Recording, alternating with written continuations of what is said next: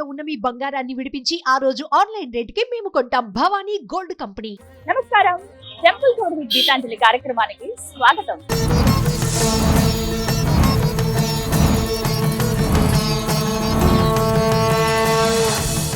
ఇవాళ నేను సుప్రసిద్ధ విష్ణు క్షేత్రమైనటువంటి శ్రీ ఆదిలక్ష్మి సమేత భావనారాయణ స్వామి వారి దేవాలయం దగ్గర ఉన్నానండి. వెళ్ళి ఆ స్వామి వారిని దర్శించుకుందాం రండి.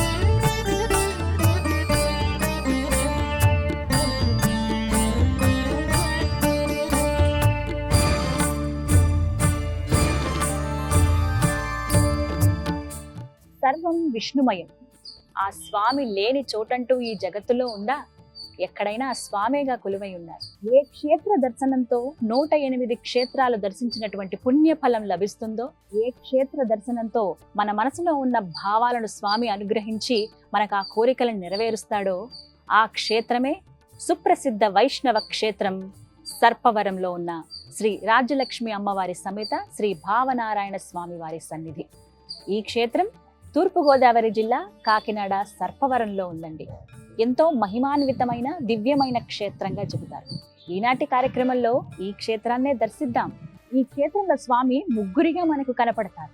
ఒకటి స్వయం వ్యక్తమైతే, మరో చోట ముని ప్రతిష్టగా, మరో చోట ఒక సర్పానికి ఆయన అనుగ్రహించినందుకు గాను సర్పం ప్రతిష్ఠించినటువంటి విగ్రహంగా ఆ భావనారాయణ స్వామి మనకు దర్శనమిస్తారు. వెళ్ళి ఆ స్వామి దర్శనం చేసుకుందామా? అలాగే ఆలయ విశేషాలు కూడా తెలుసుకుందాం.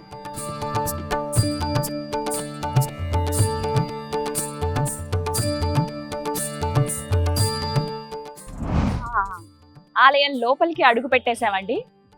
చాలా విశాలమైన దివ్యమైన క్షేత్రం ఇది. కొంత సమయం తీసుకుని రావాలే కానీ మనం అడుగు పెట్టడమే ఒక అదృష్టంగా భావించవచ్చు. చాలాసేపు ఇక్కడ గడిపేస్తాం, సమయమే తెలియదని చెప్పొచ్చండి.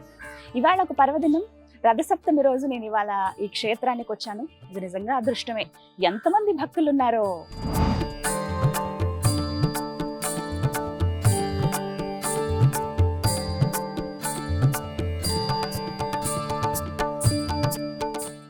చాలా మంది భక్తులు ఈ పర్వదినంలో ప్రత్యేకించి కాకినాడ రూరల్ సర్పవరంలో ఉన్నటువంటి ఈ క్షేత్రాన్ని సందర్శిస్తారండి. మరి ముఖ్యంగా మాఘమాసం శ్రీ భావనారాయణ స్వామి వారిని ఈ మాసంలో కనుక దర్శించుకుంటే ఎంతో పుణ్యప్రదం అని కూడా చెబుతూ ఉంటారు.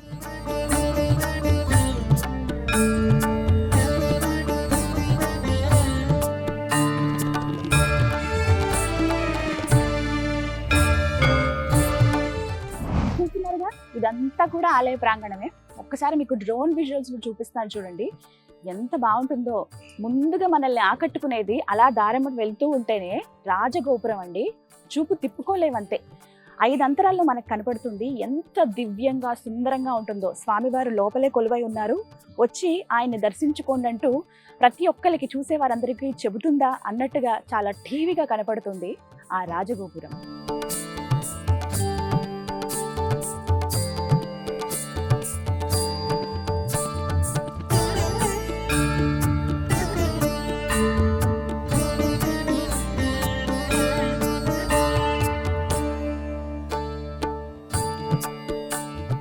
అలా రాజగోపురం నుంచి లోపలికి వచ్చి ఎడం పక్కగా మనం ఆ ఉద్యానవనంలో అలా నడుచుకుంటూ వస్తుంటే ముందుగా ఆ చిన్ని కృష్ణయ్య మనల్ని పలకరిస్తాడండి. ఒకసారి చూడండి, కాళింగ మర్దనం మడుగులో ఉన్న ఆ కాళింగుడి పైన, ఆ శేషు పైన ఆయన ఎలా నాట్యం చేస్తాడో అందరికీ తెలుసు కదా. శ్రీకృష్ణ లీలలు, భాగవతం తెలిసిన వాళ్ళకి, భాగవతం అలాంటి వాళ్ళని చూసే ఉంటాం సీరియల్స్లో, సినిమాల్లో. అలాగే భాగవతం చదివితే ఆ స్వామి గురించి అణువణువు మనకు తెలుస్తుంది. తెలియటం అంటే ఆయన గురించి పూర్తిగా తెలుసుకోవడం అనేది ఎవరికీ సాధ్యం కాదు. కొంత ఇలా చిన్ని కృష్ణయ్యకి నమస్కరించుకుని దర్శనం బాగా ఇప్పించయ్యా అని దండం పెట్టుకుని అలా లోపలికి సాగడమే.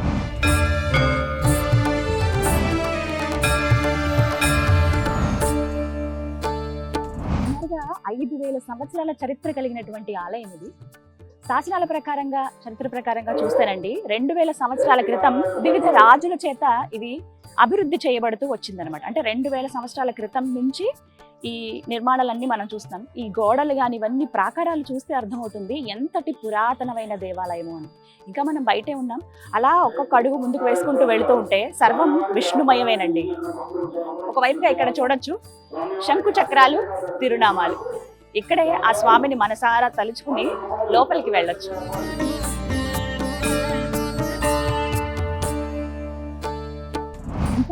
లోపలికి ప్రవేశించకుండానే ఈ ప్రాంతం, ఈ ప్రదేశం నన్ను చాలా ఆకట్టుకుందండి. అందుకే వచ్చి ఇలా కూర్చుండిపోయాను. చూస్తున్నది ఏంటో తెలుసా? ఇది ఒక మండపం. ఇప్పుడంటే వివిధ కార్యక్రమాలు, కైంకర్యాలు స్వామివారికి ఆలయం లోపలే జరుగుతున్నాయి. కానీ ఇంతకు ముందు కాలంలో కళ్యాణాలు కానీ వివిధ సందర్భాల్లో ఉండేటువంటి విశేషమైన రోజుల్లో చేసేటువంటి కార్యక్రమాలు ఏవైతే ఉంటాయో అవి ఈ మండపంలోనే నిర్వహించేవారు. ఎంత బుజ్జిగా చిన్నగా ఉందో కదా మండపం. జయ విజయాలను అలా చూస్తున్నాం. పైన శంఖ చక్ర తిరునామాలు కూడా మనకు కనిపిస్తాయి. పూర్తిగా ఈ మండపం అంతా కూడా ఇది వరకు కార్యక్రమాలు నిర్వహించేటువంటి స్థలంగా చెబుతారండి. మీరు లోపలికి ప్రవేశించడమే కుడివైపున మీరు గమనించవచ్చు. నమో నారాయణ, నమో శ్రీ భావనారాయణ స్వామినే నమః. ఇక్కడ చూస్తున్నారుగా సుదర్శన యాగశాల. స్వామివారికి సంబంధించినటువంటి యాగాలు, యజ్ఞాలన్నీ కూడా ఇక్కడే నిర్వహిస్తారండి. ఒక యాగశాలగా ఏర్పాటు చేశారు. ముఖ్యమైన రోజుల్లో, కొన్ని పుణ్యతిథుల్లో ఈ సుదర్శన హోమాలు, యాగాలు అనేవి నిర్వహిస్తారనమాట.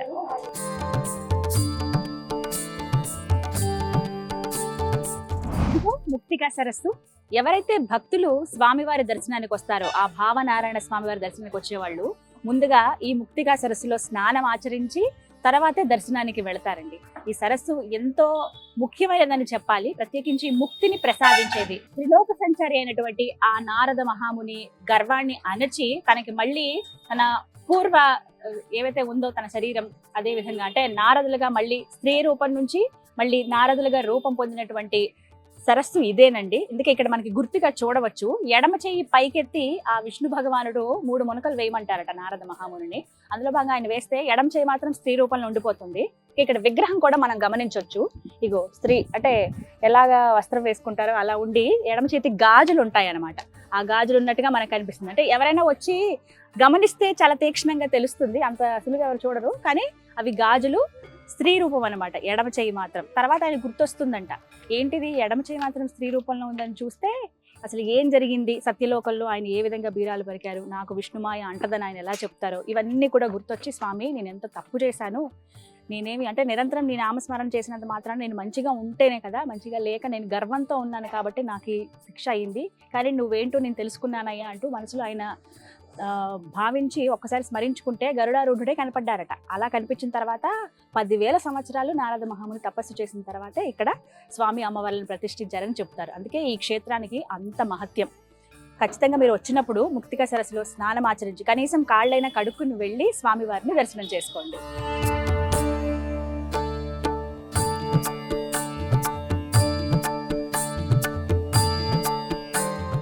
అలాగే ఇక్కడ మరొక గుండం కూడా ఉంటుందండి. నారద గుండం అంటారు. ముందుగా నారదుల వారు భూమి మీదకి వచ్చిన తర్వాత ఫస్ట్ స్నానం చేసింది అక్కడే. ఆయన అక్కడ మునక వేసిన తర్వాతే ఆయన స్త్రీ రూపం పొందారు అని చెప్తారు. ఎందుకంటే విష్ణుమాయ, ఆయన మాయ జరగాలి కదా, ఆయన ఏదో రకంగా క్రియేట్ చేస్తారు, కల్పిస్తారు కదా. అందులో ఖచ్చితంగా అందరూ పడాలి అని అంటే కనుక ఒక మాయ ఆయన సృష్టించారు. అందులో భాగంగా నారదుడికి తెలియాలి, తన అహంకార గర్వం తగ్గాలనే ఉద్దేశంతో ఆ విధంగా చేస్తారు.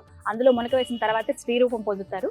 మళ్ళీ ఇక్కడికి వచ్చి మునక వేసిన తర్వాత తన పూర్వ రూపం పొందుతారు అనమాట నారదుల వారు. మీరు వస్తే ఖచ్చితంగా నారదగుండం అలాగే ఈ ముక్తి గుండాన్ని కూడా దర్శించండి.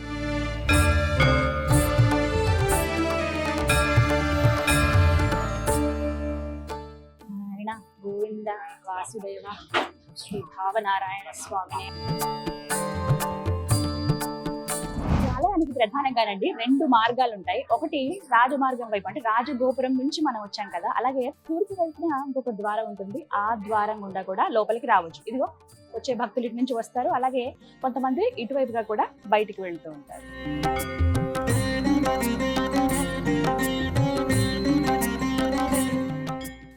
నారాయణ చరణం శరణం ప్రపత్తి అంటూ ముందుగా ఆలయంలోకి వచ్చే భక్తులందరూ కూడా ఆ స్వామి వారి పాదాలకు నమస్కరించుకుని లోపలికి వెళతారు. మనము నమస్కరించుకున్నాం. గోవింద గోవింద.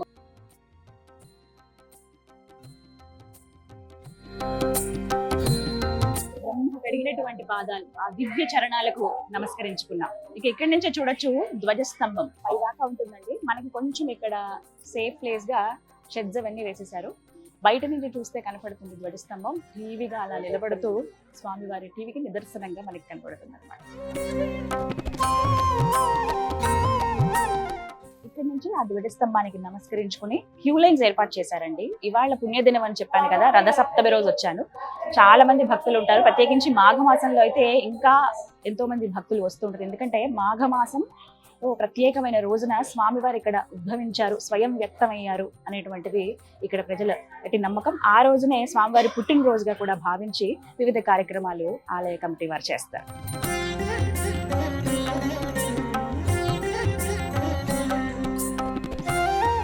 భావనారాయణ స్వామివారి సన్నిధిలో 2 ధ్వజస్తంభాలను మనం గమనించవచ్చండి. ఒకటి రాతి ధ్వజస్తంభం ఉంటుంది, ఆ పైనే ఆంజనేయ స్వామివారు కొలువై ఉంటారు.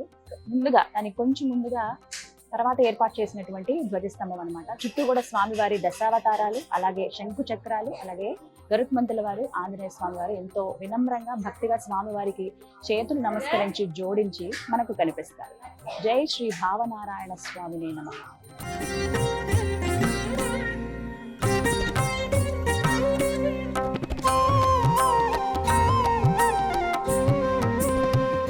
శ్రీ రాజ్యలక్ష్మీదేవి సమేత భావనారాయణ స్వామి వారిని దర్శించుకునేందుకు భక్తులందరూ కూడా ఇలా క్యూ లైన్లలోంచి వెళుతూ ఉన్నారండి.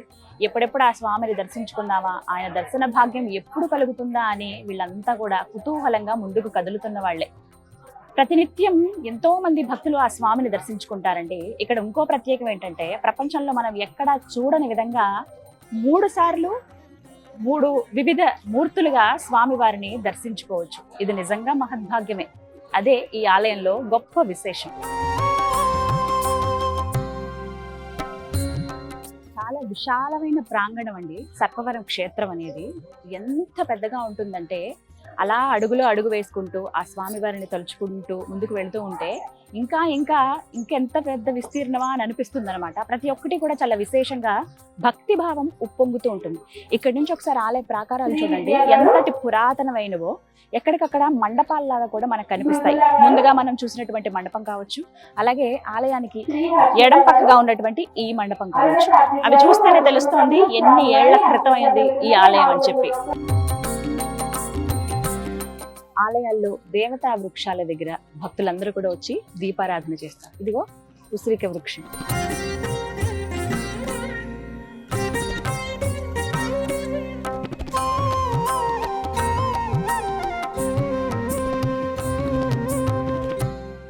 స్వామి సన్నిధిలో ఖచ్చితంగా ఉంటుంది కదండి గోమాత.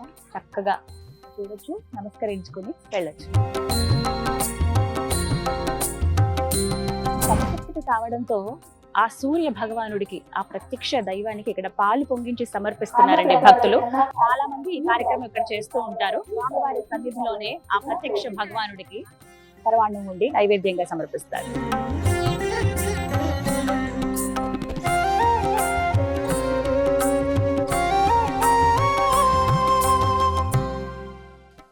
క్షేత్రంలో మనం ఉన్నామండి. ఎంత విశేషమో, అదృష్టం ఉంటేనే కానీ ఈ ఆలయంలోకి అడుగు పెట్టరు అని అంటే ఏంటో అనుకున్నాను. కానీ చాలా అద్భుతమైన, లోపలికి రావడమే ఒక దివ్యమైన అనుభూతి. ఇంకా నేను లోపలికి దర్శనానికి వెళ్ళలేదు, చుట్టూ ప్రాకారాలు ఇవన్నీ చూద్దామని వచ్చాను. రథసప్తమి కావడంతో ఎంతమంది భక్తులు వచ్చారో. ఉదయం నుంచి చాలా సందడిగా కోలాహలంగా ఉంది. ప్రత్యేకించి మాఘమాసంలో ఈ క్షేత్రాన్ని ఎంతో మంది భక్తులు దర్శిస్తూ ఉంటారండి. వివిధ రాష్ట్రాల నుంచి కూడా వస్తూ ఉంటారు. ఇక కాకినాడ ప్రజలైతే చెప్పక్కర్లేదు, ఏ విశేషమైన ఏ సందర్భమైనా స్వామివారితో విన్నవించుకోవడానికి వస్తారు. రథసప్తమి ప్రత్యక్ష భగవానుడైనటువంటి ఆ సూర్యనారాయణ మూర్తికి పరవాన్నాలు వండి ఇక్కడ స్వామి ఎదురుగుండానే సమర్పిస్తారండి. ఆలయ ప్రాంగణంలో ఇలా చేయటం అనేది నిజంగా అదృష్టమే, ఎంతో పుణ్యప్రదం కూడా.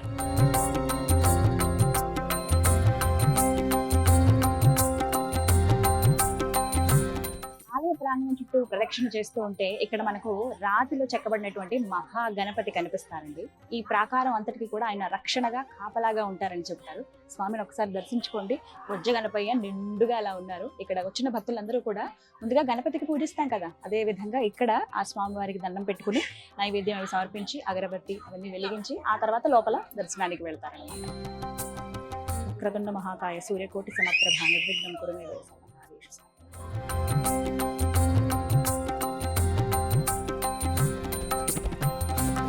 కాకినాడ సర్పవర క్షేత్రం అణువణువు విశేషమేనండి. 27 నక్షత్రాలకి అనుగుణంగా ఉండేటువంటి వృక్షాలని ఇక్కడ వారు పెట్టడం జరిగింది. మీరు ప్రాకారంలో ఎప్పుడైతే ప్రదక్షిణ చేస్తారో అప్పుడు గమనించండి. ఇగో ఇప్పుడు నేను ప్రస్తుతం మూలా నక్షత్రం దగ్గర ఉన్నాను. వేగిస వృక్షం అంటారండి. మామూలుగా మన భాషలో అయితే తెల్ల గుగ్గిలం అంటారు. ఈ వృక్షం చూడడానికి ఇలాగే ఉంటుంది, ఒక్క నెలలో మాత్రమే చిగురిస్తుంది, మిగతా కాలాలన్నిటిలోనూ ఇలా మూడుగానే మనకు కనిపిస్తుంది అనమాట. ఈ వృక్షం చుట్టూ ప్రదక్షిణ చేసుకుంటే ఎవరైతే మూలా నక్షత్రం వారు ఉంటారో వారు వచ్చి ఈ వృక్షం చుట్టూ కూడా ఒక 3 ప్రదక్షిణలు లేకపోతే 11, 27 ఇలా ప్రదక్షిణలు చేసుకుని స్వామివారికి నమస్కరించుకుని వెళ్తారు. అంటే వాళ్ళ జాతకంలో ఉన్నటువంటి ఈతి బాధలు, నవగ్రహ దోషాలు ఏమన్నా ఉంటే అవి పోతాయి అనేది ఒక ప్రతీతి అనమాట. ఇప్పుడు నేను ఉంచినది మూలా నక్షత్రం దగ్గర. ఇలా మిగతా 26 నక్షత్రాలు ఏవైతే ఉన్నాయో ప్రతి ఒక్కటి కూడా ఒక్కొక్కటి ఉంటుంది. మీరు క్షేత్రానికి వచ్చినప్పుడు హడావిడిగా స్వామిని దర్శించుకుని వెళ్ళిపోకుండా ఇవన్నీ కూడా వీక్షించండి. మీ నక్షత్రం ఏదో అక్కడ చూసుకుని, ఉదాహరణకి శ్రవణము ఇంకా ఏదైనా నక్షత్రం అయితే కనుక వచ్చి అక్కడ ప్రదక్షిణ చేసి వెళ్ళండి. ఖచ్చితంగా స్వామి మిమ్మల్ని అనుగ్రహిస్తారు.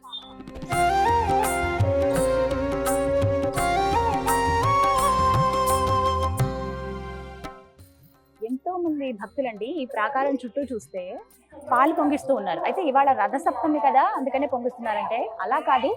ఈ మాఘమాసం అన్నాళ్ళు కూడా మనం ఇతర ఏ దేవాలయాల్లో చూడని విధంగా ఇక్కడ 4 ఆదివారాలు కూడా పాలు పొంగిస్తారండి. అలాగే విశేషంగా ఈ మాఘమాసంలోనే స్వామివారు ఉద్భవించారని నమ్ముతారు.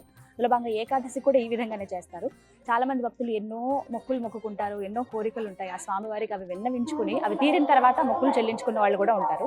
ఇక్కడ పాలు పొంగిస్తున్నారు. అయితే ఈ పద్ధతి కొంచెం విచిత్రంగా ఉంటుంది. మొలకలు ఉంటాయి, రేగిపళ్ళు, చలివిడి, అలాగే వడపప్పు ఇవన్నీ ఉంటాయండి. అసలు ఏం చేస్తున్నారో భక్తులతో మాట్లాడదాం, తెలుసుకుందాం.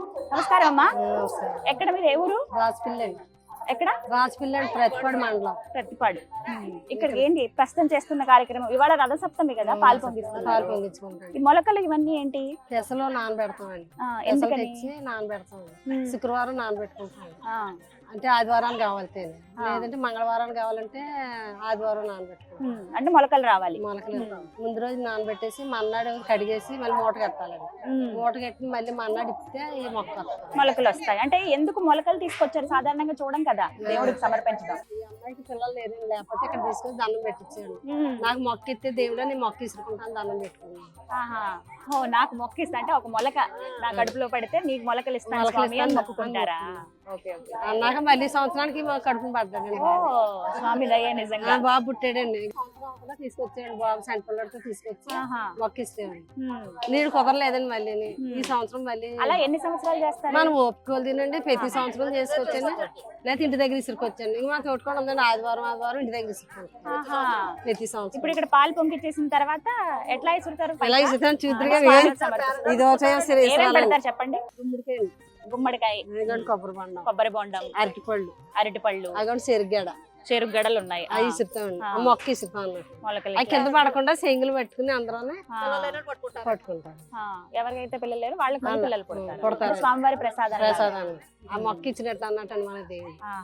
ఆ దేవుడి పుణ్యమంట మా కోళ్ళకి బాబుని ఇచ్చారు. సంతోషం అండి. 5వ సంవత్సరం మళ్ళీ ఏమీ లేరు, మళ్ళీ దేవుడి పుణ్యమంట ఈ మొక్క ఇచ్చినాక మళ్ళీ పాప బాబా పుట్టాలి. ఇస్తారండి స్వామి ఖచ్చితంగా. మనం మంచిగా ఉంటే ఆయన ఎప్పటికీ ఇస్తారు. ఏం చెప్తారంటే చాలా మందికి తెలియదు కదా, తెలియదండి మరి. ఏం చెప్తారు స్వామి గురించి? స్వామి స్వయం వ్యక్తమయ్యారు ఇక్కడ. కావనారాయణ స్వామి. మీరు ఎప్పటి నుంచి వస్తున్నారు? ఎన్నేళ్ల నుంచి? మేమైతే ఎక్కువ వీళ్ళ అమ్మగారిని అయితే వస్తారు. అలా ఒకరికొకరు తెలుసుకున్నాను. ఏమనిపిస్తుంది స్వామివారిని చూడగానే? అదో సంతోషం అనిపించేస్తాను. ఒళ్ళంతా అదో ఎంత చక్కగా అలంకరిస్తారు. ఒళ్ళంతా అదో రకంగా అయిపోయి మనకి చాలా సంతోషం వస్తాయి. ఇక్కడ ఏం చెప్పకుండా ఉండాలనిపిస్తాను, ప్రశాంతంగా. ఇలా ఎంతో మంది భక్తులకి నిదర్శనాలని చెప్పొచ్చండి. స్వామి ఎన్నో రకాలుగా అనుగ్రహించారు. 5 ఏళ్లుగా సంతానం లేని వారికి స్వామి సంతానాన్ని కలిగించారు. 12 బాబు. ఆ మొక్కుని అలా వాళ్ళు కంటిన్యూ చేస్తూ ఉన్నారు. వచ్చిన ప్రతిసారి కూడా అంటే మళ్ళీ మాఘమాసం వచ్చినప్పుడల్లా ఇలా వచ్చి వారి మొక్కుని చెల్లించుకుంటూ ఉన్నారు అన్నమాట.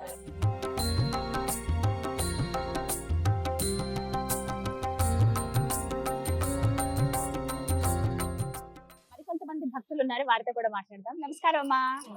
జై భావనారాయణ స్వామి. జై స్వామి. ఎక్కడి నుంచి వస్తున్నారు? కాకినాడ జగన్నాథపురం నుంచి వస్తున్నారు. కాకినాడే జగన్నాథపురం దగ్గర నుంచి వస్తున్నారు. మొక్క ఏమైనా మీకు? మొక్క ఏమి లేదమ్మా. ఎప్పటి నుంచి వస్తున్నారు ఈ ఆలయానికి? ఒక 3 ఇయర్స్ నుంచి వస్తున్నాం. 3 ఏళ్ళు అవుతుంది. ఇక్కడికి రావడం అనేది చాలా సంవత్సరాల నుంచి వస్తున్నామండి, కానీ 3 ఇయర్స్ నుంచి పాలు పొంగించుకుంటున్నామండి.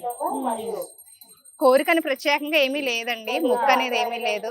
అడగకుండానే ఆ స్వామి అన్ని ఇస్తున్నారండి. ఏదో పాలు పొంగించుకుంటే మంచిది అని.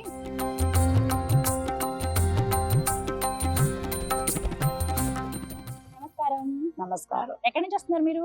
చేబ్రోలు వచ్చాను. చేబ్రోలు ఇక్కడ దగ్గరేనా? దగ్గరండి, పిఠాపురం దగ్గర. పిఠాపురం పిఠాపురం దగ్గర చేబ్రోలు. ఎవరు చెప్పారు ఈ దేవాలయం ఇక్కడ ఉందని, ఈ క్షేత్రం గురించి? తెలుసండి, రాలేక పోతున్నా అండి, రావడానికి అవకాశం ఇవ్వలేదు. భగవంతుడు ఈ రోజు ఇచ్చాడు నాకు నిజంగా అవకాశం. అదృష్టమే మీకు. ఇవాళేమో రథసప్తమి, చిక్కుడుకాయలతో రథం తయారు చేశారు. అలాగే చిక్కుడాకులోనేమో పరవాణం వండి ఇక్కడే వండి సమర్పించారు ఆదిత్యుడికి. చూసారా, దర్శనం అయిందా? ఆ? లోపలికి వెళ్ళి దర్శనం వెళ్తానండి, చేసుకున్నారా? ఈసారి వెళ్తానండి అమ్మ. అవునా? ఈసారి వెళ్తాను. ఇప్పుడు ఇది అయిపోయిన తర్వాత వెళ్తారా? వెళ్తాను. దర్శనం బాగా జరగాలి మీకు. ఏమన్నా కోరికలు ఉన్నాయా, మొక్కులు? కోరికలు ఏమిటంటే నాకు ఆరోగ్య కోరిక. నిజమే, నాకు ఆరోగ్య కోరిక. పిల్లలు ముగ్గురు మగ పిల్లలు పెళ్లి చేస్తాం, మనవాళ్ళు పుట్టారు, మనవాళ్ళు పెళ్లి అవ్వడం, వాళ్ళకి చదువు సంస్కారం, జాబ్లు రావడం కావాలి. నా ఒక బిడ్డ జాబ్ చేస్తున్నాడు ఆల్రెడీ. ఆ బిడ్డ వల్ల డబ్బులు ఎత్తుంటే ఇలా చేసుకుంటాను నేను. సంతోషం. ఇద్దరు బాబులు అండి, రోడ్డు వ్యాపారం. ఓ బాబు జాబ్ ఇచ్చాడు, ఓ బాబు వ్యాపారం. అవునా? అందరూ మంచిగా ఉన్నారు కదా? అందరూ మంచిగా ఉన్నారు. సంతోషం. అంతా స్వామి దయ. స్వామి దయ్యండి, మన దయ్య. అంతే. నమస్కారం. కన్నం పెంచడం వరకు అండి మనదే.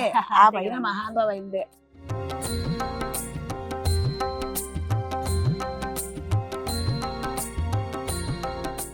సర్పవరం క్షేత్రంలో భక్తులకు ఎన్నో నిదర్శనాలండి. స్వామి వారు ఎన్నో రకాలుగా తమ మహిమ చూపిస్తూ భక్తుల్ని అనుగ్రహిస్తూ ఉన్నారు. మరికొంతమంది భక్తులు ఉన్నారు, వారితో మాట్లాడదాం. అమ్మ, నమస్కారం. బిజీగా ఉన్నారు? చాలా సంతోషం. చాలా చక్కగా అలంకరించుకున్నారు. ఉన్న స్థలంలోనే పాలు పొంగిస్తున్నారు ఇద్దరు. అవునా? సూర్య భగవానుడు. ఏంటండి, ఏమన్నా మొక్కుకున్నారా మీరు? మేము ఎప్పుడు మొక్కుకుంటాం అండి, కానీ ఇక్కడ ఏం చేసినా మాకు అదే జరుగుతూనే ఉంది. అలా ఆరు జరిగాయి.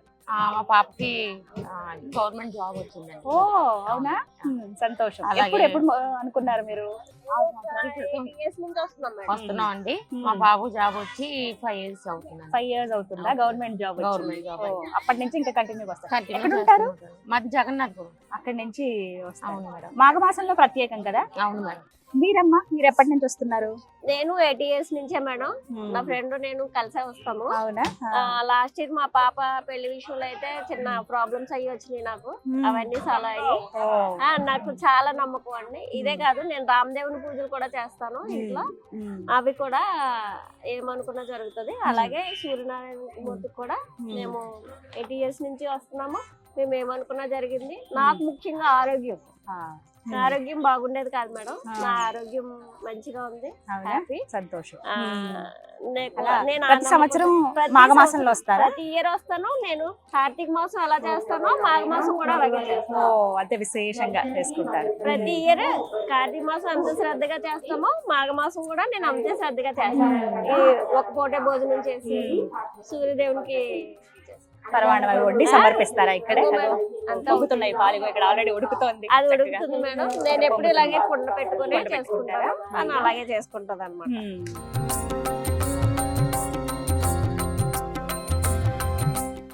రామలక్ష్మి గారు ఉన్నారు, మాట్లాడదాం. అమ్మ నమస్కారం. నమస్కారం అండి. జై శ్రీమన్నారాయణ. శ్రీమన్నారాయణ. జై భావనారాయణ. ఏ బాగున్నారండి స్వామి. ఎలా ఉన్నారు? బాగున్నాడు. చాలా ఎక్కడి నుంచి వస్తున్నారు మీరు? మాది ఇక్కడే కాకినాడ మాదాపట్నం. మాది ఎన్నేళ్ల నుంచి వస్తున్నారు ఈ మేము క్షేత్రానికి? ఇక్కడ ఒక 27 సంవత్సరం పైనుంచే వస్తున్నాం అండి. మాకు ఈ గుడి బాగా ఫేమస్ అండి, మాకు బాగా ఇష్టం అండి. మా గురువు గారు కూడా ఈ గుడికి వెళ్తే చాలా బాగుంటుంది, మీకు భవనారాయణ స్వామి అంటే మన భావాన్ని అర్థం చేసుకుని మనకి అన్ని కోరికలు నెరవేర్చి అని చెప్పేసి ఆయనకి చెప్పారు అని చెప్తే అర్థం ఇంచుమించుగా వస్తూ ఉంటాం అండి. ఈ ఆదివారం అంటే బాగా మాకు ఇష్టం అండి. మాఘమాసం ఉపవాసాలు కూడా ఉంటుంటాము, ఏదో తిని అలాగే వస్తుంటాం అన్నమాట. ఇక్కడ ప్రత్యేకమే 3 మూర్తులుగా స్వామిని చూడొచ్చు కదా? ఎక్కడైనా సరే ఒక్క మూర్తినే చూస్తాం. ఇక్కడ 3 మూర్తులే చూడొచ్చండి. స్వయం వ్యక్తమైంది నారదుల వారు ప్రతిష్ఠించింది ఒకటి, అనంతుడు ప్రతిష్ఠించింది, అమ్మవారు కూడా చాలా బాగుంటాయి. అంత చాలా బాగుంటుంది. చాలా పురాతనమైంది కదా? పురాతన 500 సంవత్సరాల క్రితందండి ఈ గుడి కూడా. చాలా దేవత కట్టిన గుడి, చాలా ఫేమస్ అండి, చాలా బాగుంటుంది. ఏం చెప్తారు భక్తులు? చాలా మంది ఇంకా రాని వాళ్ళు, తెలియని వాళ్ళు ఉన్నారు కదా, వాళ్ళకి ఏం చెప్తారు? ఇవన్నీ గుడికి చాలా బాగుంటుంది. వచ్చిన వాళ్ళకి అందరికి వాళ్ళ కోరికలు నెరవేరుతాయి. పిల్లలు కావాలని వాడు పిల్లలు పుడతారు, పెళ్లిళ్ళు అవ్వని వాడికి పెళ్లిళ్ళు అవుతాయి. మనం అనుకున్న కోరికలన్నీ కూడా బాగా నెరవేరుతాయి. మనం మనస్ఫూర్తిగా కోరుకోవాలి భగవంతుడిని. కోరుకుంటే అన్ని కూడా బాగా. ఇక్కడ ముక్తిగుండం, నారదగుండం ఉంది. ఇక్కడ కూడా స్నానాలు చేస్తే చాలా మంచిదండి. ఎదురుగుండా ఉంటాయి కదా? ఎదురుకుండా ఉందండి. ఆ పక్కన అటువైపు కూడా ఉంది. రెండింటిలో కూడా స్నానం చేయాలి, చేస్తే చాలా మంచిది అనమాట. చాలా సంతోషం అమ్మా, చాలా చక్కగా చెప్పారు. ధన్యవాదాలు.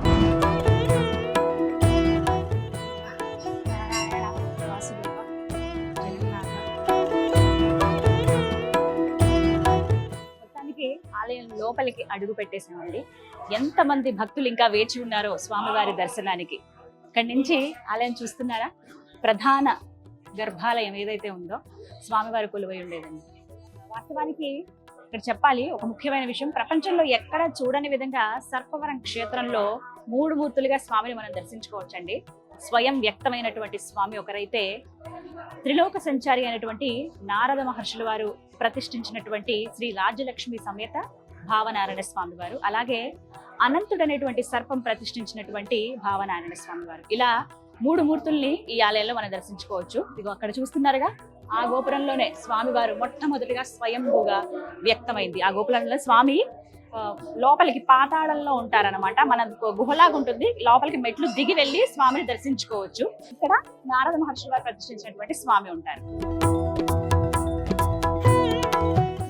ప్రత్యేకమైన సందర్భం అండి, రథసప్తమి కావడంతో ప్రాకారాలు లోపలికి వచ్చేటువంటి మార్గాలన్నీ కూడా భక్తులకి అనువుగా ఉండే విధంగా మార్చారు.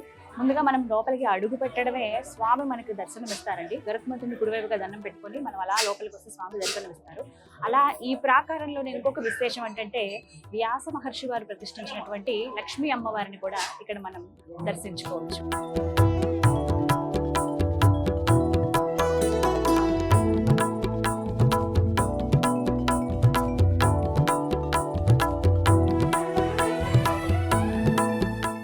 రాజ్యలక్ష్మి సమేత భావనారాయణ స్వామి వారి క్షేత్రంలో ప్రసాదం చాలా ప్రత్యేకం అండి. ఇక్కడ పులిహోర, లడ్డు అనేది చాలా చాలా ప్రత్యేకం అని చెప్తారు. వచ్చిన భక్తులందరూ కూడా స్వామివారి ప్రసాదాన్ని స్వీకరించి వెళ్తారు. ప్రసాదాలు అంటే ఏవైతే స్వామివారికి సమర్పిస్తారో అవన్నీ కూడా చాలా నిష్టగా ఎన్నో నియమాలతో కూడుకున్నవి ఉంటాయి. తళిహ అంటారు. ఇవి ఇక్కడ మీరు చూస్తున్నారు కదా, ఇది స్వామివారి వంటశాల. ఇక్కడే ప్రతిదీ స్వామికి ఏవి వండాలన్నా ఉదయం నుంచి, అంటే భోగాలు వివిధ సందర్భాల్లో సమర్పిస్తారు కదా వివిధ కాలాల్లో, అవన్నీ కూడా స్వామివారికి ఇక్కడే వండుతారనమాట. ఆ తర్వాత నైవేద్యంగా స్వామివారికి తీసుకెళ్తారు. అలాగే ఇక్కడ ప్రసాదాల విషయానికి వస్తే పులిహోర ప్రస్తుతం ఇదంతా ప్యాక్ చేస్తారు.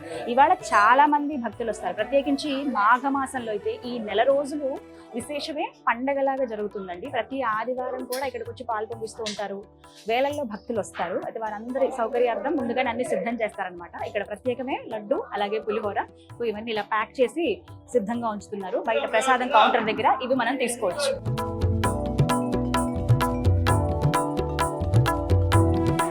ఎప్పుడైనా మనం ఆలయం లోపలికి ప్రవేశించినప్పుడు ముందుగా ప్రాకారాల్లో ఉన్నటువంటి దేవతామూర్తుల్ని దర్శించుకోవాలని చెబుతారండి. ఇది నియమం అంటారు.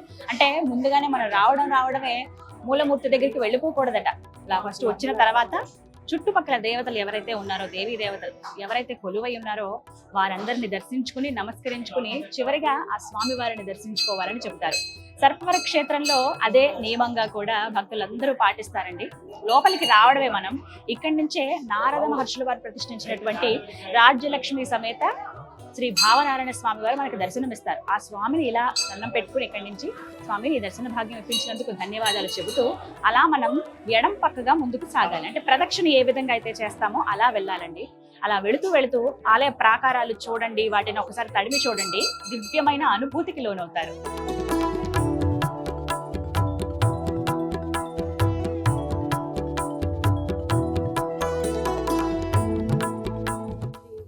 నారాయణుడు ఆళ్వార్ల వారి సన్నిధి ఇది. మొత్తం 12 మంది ఆళ్వార్లు ఉంటారు కదా, వీరికి నెలకి ఒకరికి చొప్పున విశేషమైన పూజలు జరుగుతాయండి. ముందుగా మనం దర్శించుకునేది వారినే లోపలికి రాగానే.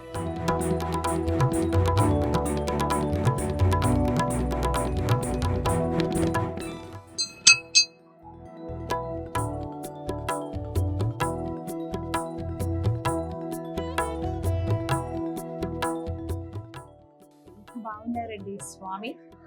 మూల భావనారాయణ స్వామి అంటారండి. అంటే ఈ మూలమూర్తిని దర్శించుకోవడమే ఒక అద్భుతమైన అనుభూతికి లోనవుతారు. స్వామి నిజంగా వచ్చి అలా నిలబడ్డారా అనే భావన కలుగుతుంది చూడగానే. ఒకసారి ఆ మూర్తిని దర్శించండి. స్వామివారి పాదాలు, స్వామివారిని వీక్షించేటప్పుడు ఎప్పుడైనా సరే ఆపాద మస్తకం చూడాలంటారు కదా, పాదాల దగ్గర నుంచి శిరస్సు పై భాగం వరకు స్వామిని దర్శించుకోవాలంటారు. ఆయన్ని కీర్తిస్తూ పొగుడుతూ మనకు వచ్చినటువంటి నామాలతో ఆయన్ని స్మరించుకుంటూ వారిని దర్శించుకోవాలి. స్వామిని చూడండి, ఆ దివ్యమైన వెండి తొడుగు వేశారు స్వామి వారికి. రాతిలో ఉన్నారు స్వామి.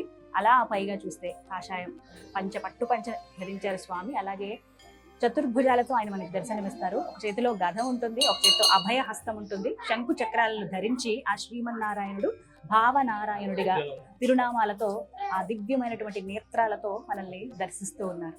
ప్రత్యేకించి మూల భావనారాయణ స్వామి వారి గురించి ఒక విశేషం చెప్తారండి. ఈ ప్రాంతం పేరే సర్పవరం. అసలు ఈ ప్రాంతానికి ఆ పేరు రావడానికి కారణం ఈ స్వామి అనే చెప్తారండి. అనంతుడు ఎవరైతే ఉన్నారో ఆదిశేషుడి అంశ అయినటువంటి అనంతుడు వారు స్వామివారి అనుగ్రహం కోసం ఎన్నో ఏళ్ళు తపస్సు చేస్తారు. స్వామి ఇక్కడ వారికి అనుగ్రహించారు. మొట్టమొదటిగా వరం అందించింది ఈ అనంతుడికే. అందుకనే ఈ ప్రాంతానికి సర్పవరం అనేటువంటి పేరు వచ్చింది. స్వామివారిని ఇక్కడ ప్రతిష్ఠించి ఎన్నో పూజలు చేసి మనందరికీ కూడా దర్శన భాగ్యాన్ని కల్పించేలా చేశారు ఆ ఆదిశేషు అవతారమైనటువంటి అనంతులు. నమో నారాయణ.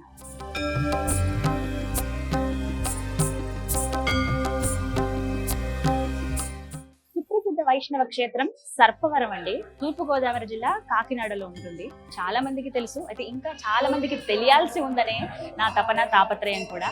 ఎంతటి దివ్యమైన ఆలయం అండి. చూస్తున్నారు కదా, వేల ఏళ్ల చరిత్ర ఉంది ఆలయానికి. సుమారుగా 2000 సంవత్సరాల క్రితం నుంచి కాస్త అంటే ఈ నిర్మాణాలకు నోచుకుందంటారు. స్వయంగా దేవతలే ఈ ఆలయాన్ని నిర్మించారని చెబుతారండి. దేవతలే వచ్చి ముందుగా స్వామివారిని అర్చించారనేది కూడా చెబుతూ ఉంటారు. ఈ ఆలయ చరిత్ర మీరు తెలుసుకోవాలంటే గనక ఎవరైతే కొత్తగా వస్తారో ఆలయానికి వాళ్ళందరికీ తెలిసే విధంగా ఇక్కడ కొన్ని చిత్రపటాలు, అలాగే ఈ పురాణం అంతా కూడా ఏదైతే ఈ ఆలయానికి సంబంధించి ఉందో చరిత్ర, అవన్నీ కూడా ఇలా మనకి ఫోటోల రూపంలో పెట్టి ఆ చరిత్రను రాశారండి. వచ్చిన వాళ్ళందరికీ కూడా చాలా ఈజీగా అర్థమవుతుంది.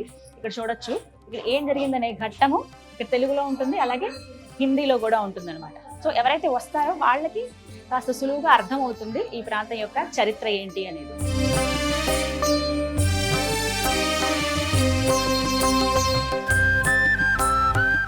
చూస్తున్నారుగా, ఎవరైతే కొత్తగా వస్తారో భక్తులు వాళ్ళందరూ ఇక్కడ చరిత్ర చదివి తెలుసుకోవచ్చండి.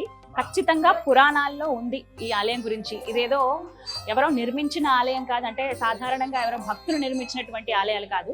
సాధారణంగా ఆలయాల విషయానికి వస్తే స్వయం వ్యక్తమైనటువంటి, అంటే ఋషులు మునులు వీరెవరైనా స్థాపించినవి చూస్తాం, అలాగే భక్తులు కొంతమంది కట్టించినవి మనం చూస్తూ ఉంటామండి. అలా ఇందులో ముందుగా చెప్పాలి, స్వామి స్వయం వ్యక్తమయ్యారు ఇక్కడ. అలాగే మునులు అంటే నారద మహర్షుల వారు ప్రతిష్ఠించినటువంటిది, అలాగే అనంతుడు అనేటువంటి సర్పం ప్రతిష్ఠించినటువంటి విగ్రహం. ఇలా ప్రపంచంలో ఎక్కడా లేని విధంగా 3 మూర్తులను, భావనారాయణ స్వాములను మనం ఇన్ని విధాలుగా దర్శనం చేసుకోవచ్చు అన్నమాట.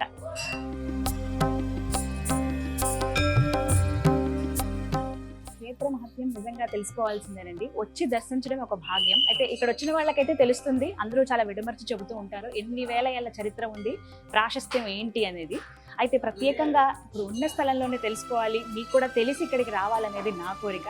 అందులో భాగంగా అర్చకులు ఉన్నారు, వారు రామకిరణ్ గారు. వారితో మాట్లాడాను నేను. వారు వివరించి చెప్పారు ఆలయ విశిష్టత గురించి, ప్రాశస్త్యం గురించి. వారి మాటల్లో ఇప్పుడు విందాం. ఈ సర్పవరం భావనారాయణ స్వామి వారి క్షేత్రంలో స్వయంభూగా, ఆరుషముగా, పురాణ వ్యక్తంగా 3 విధాలుగా స్వామి ఇక్కడ వేంచేసి ఉన్నారు. ఇది ఒక విశిష్టమైన విశిష్టత. ఈ ఆలయం 2000 సంవత్సరాల నుంచి ఆలయం కట్టడం, నిర్మితం ఉన్నట్లు మనకి చరిత్ర వల్ల తెలియబరుస్తోంది. అంటే 4వ శతాబ్దానికే ఆలయం యొక్క నిర్మించబడి ఉండి అప్పటి నుంచి కొంచెం కొంచెంగా దాన్ని వృద్ధిపరుచుకుంటూ వచ్చినట్లుగా శిలాశాసనాలు, రెడ్డి రాజులు, పాండ్యరాజులు, చోళులు, విష్ణువర్ధన మహారాజు, ఇలా అనేక మంది రాజులు పరిపాలన చేసినట్లే ఉంది, కానీ ఎవరు నిర్మించినట్లేదనమాట. అందువల్ల నిర్మించడం దేవతలు ప్రారంభిస్తే అనేక మంది రాజులు దాన్ని అభివృద్ధిపరుచుకుంటూ నిర్మాణాలు గావించుకుంటూ ఇప్పటికి మనకి ఇలా వచ్చిందని చెప్పేసి చివరిగా పిఠాపురం మహారాజు వారు దీన్ని పరిపాలించి ఇప్పుడున్న దీని ఆస్తిపాస్తులన్నీ కూడా ఆ పిఠాపురం రాజావారు సమకూర్చి స్వామికి వైభవంగా కైంకర్యాలన్నీ కూడా చేసుకున్నారు. అయితే మళ్ళీ క్షేత్ర మహత్యంలోకి వద్దాం. ఇక్కడ నారద మహాముని వారు తపస్సు చేశారండి. తపస్సు చేస్తే స్వామి వెలిసారని చెప్పాం. అసలు నారద మహాముని ఇక్కడ ఎందుకు తపస్సు చేశారు అంటే అది పురాణంలోకి వెళ్ళాలన్నమాట. పురాణంలో ఒకానొక సమయంలో మనందరికీ కూడా, జీవులందరికీ కూడా, ఎంతటి వారికైనా కూడా కించిత్ కూడా గర్వం ఉండకూడదు. ఈ జగత్తులో ఏ జీవరాశికి కూడా కొంచెం కూడా నాకు ఉంది, నేను చేయగలను, నేను అనే గర్వాన్ని ఉండకూడదు అనే తెలియచెప్పే ప్రక్రియలో ఈ క్షేత్రం ఏర్పడింది.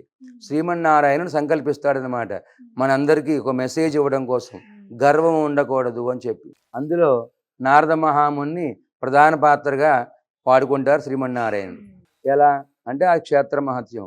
ఒకనాడు సత్యలోకంలో అంటే బ్రహ్మలోకంలో ఒక సభ జరుగుతుంది. విష్ణు మాయను కీర్తిస్తూ ఉంటారు బ్రహ్మగారు. ఈ చరాచర జగత్తంతా కూడా విష్ణుమాయలో మునిగి తేలియాడుతోంది, చాలా గొప్పది, దాన్ని ఎరుంగుట కష్టము అని చెప్పి అందరూ కూడా కొనియాడుతూ ఉంటారు. అప్పుడు నారద మహాముని ఒక చిన్న గర్వోక్తిని ప్రకటిస్తారు. ఏమని? అయ్యా, నేను మటుకు విష్ణుమాయను అధిగమించగలను అని చెప్తారు. ఎందువల్లయా నారద అని అప్పుడు అడుగుతారు నారద మహర్షిని. అంటే ఆయన చెప్తారు, సర్వకాల సర్వావస్థల యందు కూడా నేను హరినామ సంకీర్తన చేస్తూ ఉంటాను. త్రిలోక సంచారిని, 3 లోకములు ఒక్కసారి సంచరించగలడు నారద మహర్షి. త్రిలోక సంచారిని, అస్కలిక బ్రహ్మచారిణి, కాబట్టి విష్ణుమాయని నేను అధిగమించగలను అని చెప్పేసి చిన్న గర్వోక్తిని ప్రకటిస్తారు. ఎంతటి వారైనా గర్వపడితే ప్రాయశ్చిత్తం తప్పకుండా చేసుకోవాల్సి వస్తుంది. అయితే నారద మహాముని ఏం చెప్పారు? త్రిలోక సంచారిని, 3 లోకములు ఒక్కసారి సంచరించగలను, సర్వకాల సర్వావస్థలయందు హరినామ సంకీర్తన చేయగలను, బ్రహ్మచారిణి అన్నారు. అయితే ఆ 3 కూడా అధిగమించాలి ఆయన. ఆ ప్రక్రియలో త్రిలోక సంచారి భూలోకంలోకి వస్తారు, వచ్చి సంచరిస్తూ ఉంటారు. సంచరిస్తూనే సంధ్యా సమయం అవగానే ఏ లోకానికి ఆ లోక విధానాన్ని పాటించాలి. సంధ్యావందనం చేద్దామని నారద మహాముని పరికించి చూస్తే ఒక కొలను కనబడుతుంది. అందమైన సరోవరం, చక్కగా లతలు, పుష్పాలు, హంసలతో, పళ్ళ తీగలతో కనపడేప్పటికీ అది విష్ణు మాయ వల్ల ఏర్పడిన కొలదని తెలియక ఆ నారద మహాముని తుంబురాది కూడా నది ఒడ్డున పెట్టి దిగి స్నానం చేస్తారు. దిగి స్నానం చేయగానే ఆ నారద మహామునికి ఆ నారద జ్ఞానము, నారద రూపము కూడా మాయమైపోయి ఒక అజ్ఞానంతో స్త్రీ రూపాన్ని పొందుతారు. అప్పుడు ఆ అజ్ఞానంతో ఆ స్త్రీ సుధతి అనే స్త్రీ రూపంతో ఆయన ఆ కొలను చుట్టూ తిరుగుతూ ఉంటారు అరణ్యంలో అజ్ఞానంతో. ఇది విష్ణువు యొక్క మాయ వల్ల జరుగుతుందన్నమాట. సరస్సుని గుర్తించలేకపోయింది, సంసారంలో పడిపోయింది. ఇప్పుడు నా నామ సంకీర్తన, మంచి సుఖభోగ్యాలు, రాజుగారి పక్కన ఉంటే అన్ని సకల సౌఖ్యాలు ఉంటాయి. మనకు కూడా సకల సౌఖ్యాలు ఉంటే భగవన్నామ స్మరణ మర్చిపోతాం. ఓహో, ఈయన సర్వభోగ్యాల్లో ఉన్నాడు, స్మరణ మర్చిపోయారు, కొంచెం కష్టం కలిగిద్దాం, కష్టం కలిగిస్తే అయ్యో భగవంతుడా అని అంటాడేమో. నారద స్త్రీకి చిన్న కష్టాన్ని కలగజేస్తారు మహావిష్ణువు. ఎలా అంటే పరస్కందం మహారాజు యుద్ధం ప్రకటిస్తారు, ఈ రాజు యుద్ధానికి వెళ్తారు, యుద్ధంలో ఓడిపోయి చనిపోతారు. అయితే ఈ 60 మంది పుత్రులు కూడా తండ్రి తరపున యుద్ధానికి వెళ్తారు, వాళ్ళు కూడా ఓడిపోయి చనిపోతారు. భర్త చనిపోయినప్పుడు కానీ, పిల్లలు చనిపోయినప్పుడు కానీ భగవంతుడు స్మరించకుండా అక్కడ భర్త కోసం, ఇక్కడ పిల్లల కోసం, ఈ 2 పోయాక రాజ్యం కూడా కోల్పోయింది నారద స్త్రీ. అప్పుడు కూడా ఆ రాజ్యం కోసం దుఃఖించింది తప్ప భగవన్నామ స్మరణ, భగవంతుడా అని అంటే సరిపోను, అనలేదు. అనకపోతే మహావిష్ణువు ఏం చేస్తారంటే మరి కాస్త బాధను పెంచుదాం కొంచెం, అప్పుడైనా భగవంతుడా అంటాడేమో అని చెప్పి చిన్న బాధను పెంచుతారు. ఏమిటి ఆ బాధ అంటే, అన్ని బాధల కన్నా అతీతమైన బాధ ఏంటంటే క్షుద్బాధ. దేనికైనా ఎవరైనా తట్టుకుంటారు తప్ప క్షుద్బాధను ఎవరు తట్టుకోలేకపోతారు. ఈ క్షుద్బాధ కలిగేప్పటికీ వీళ్ళందరి కోసం తర్వాత దుఃఖిద్దాం, ముందు ఎక్కడైనా ఒక పండు ఉంటే కోసుకుని ఆ ఫలాన్ని భక్షించి అప్పుడు దుఃఖిద్దాం వాళ్ళ కోసం అని ప్రయత్నం చేసి అలా ముందుకు సాగుతుంది. కొంచెం దూరం వచ్చేప్పటికి ఒక పెద్ద చెట్టు కనబడుతుంది. ఆ చెట్టుకి ఆకులు అవి ఏమీ లేకుండా ఒకే ఒక ఫలం ఉంటుంది.